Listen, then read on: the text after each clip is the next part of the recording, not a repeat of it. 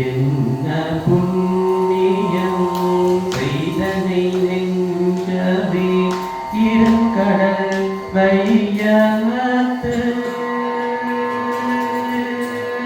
முன்னம் நீ புரி வல்வினை பாயடை முழுமணி தரங்கள் மண்ணு காவிரி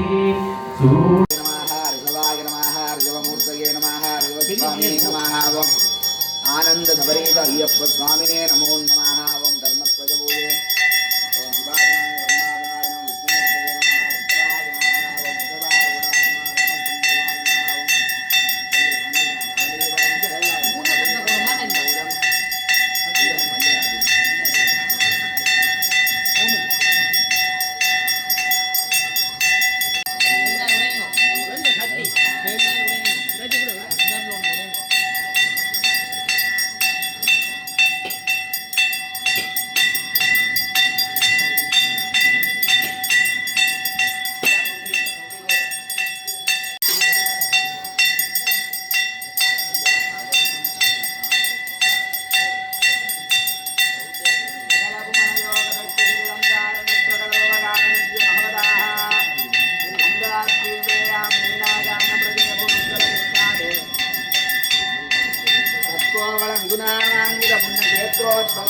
आनंद सबरेत अय्यप्प स्वामी धर्मध्वज पूजा कर्मणस्या पुष्पांजलि आनंद मंजल नीरांजन योगे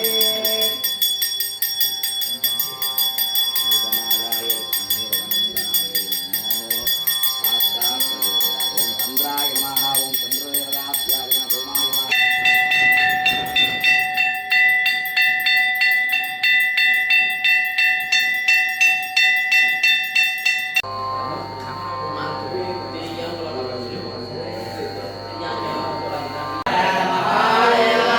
हर नमः पार्वती पतये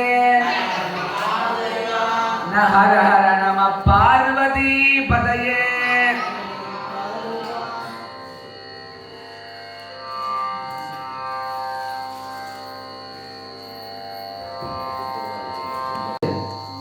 மிகவும் முக்கியமான கிரியையாக கருதப்படுகிறது. இந்த தீப பூஜை மகாலட்சுமிக்கு செய்யப்பட்டு அருகிலே இருக்கிற கும்பத்திலே மகாவிஷ்ணுவை பூஜித்து எந்த ஆலயங்களினுடைய அந்த ஆலய கோஷ்டங்களிலே அந்த கும்பத்தையும் தீபத்தையும் ஸ்தாபித்து தீபஸ்தாபனத்திற்கு பிற்பாடு பிம்பத்தை ஸ்தாபிப்பது வழமை. பிம்பம் என்பது இறைவனுடைய திருவிக்கிரகம் என்று பொருள். அந்த பிம்பத்தை ஸ்தாபிப்பது வழமை. அதன் வகையிலே இன்று பெருமான் இந்த 18 வீட்டில் இருக்க வேண்டும். சுவாமி வாமபாகத்திலே அம்பாளை இடப்பாகம் கொடுத்ததனாலே ஆணினுடைய இடது கை பக்கம் பெண்கள் அமர்ந்து இருக்க வேண்டும்.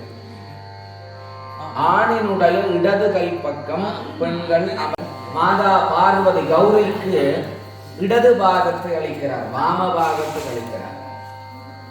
அதனால இப்பொழுது நீங்கள் அனைவருமே சிவஸ்வரூபமாக பாவிக்கப்பட்டு புண்ணியாக வாசனத்தினுடைய தீர்த்தம் இப்பொழுது உதவி குருமார்கள் தருவார்கள். அதை உட்கொண்டு உங்களை சுத்தப்படுத்திக் கொள்ளுங்கள்.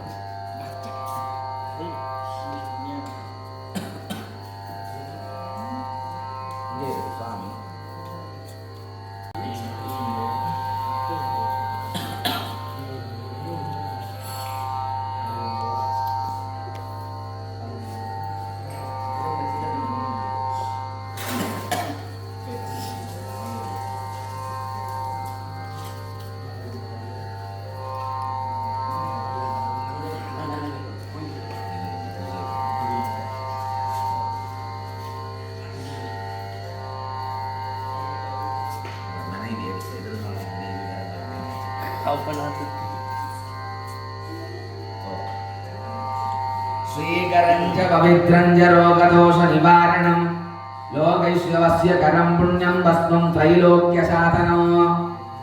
எல்லோரும் சிவ சிவ என்று சொல்லி விபூதியை நெற்றியிலே அணிந்து கொள்ளுங்கள். நிறமில்லாத நெற்றி பால் நெற்றி என்று சொல்றார்கள்.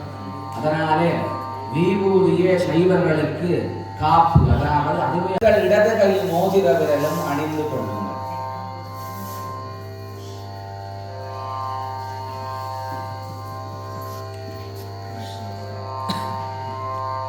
இந்த பவித்திரம் அணிந்திருக்கிற கையானது அந்த பவித்திரம் மேலே தெரிவதை போன்று கைகளை மூடி உங்கள் குடையிலே வைத்துக் கொள்ளுங்கள். வலது கை.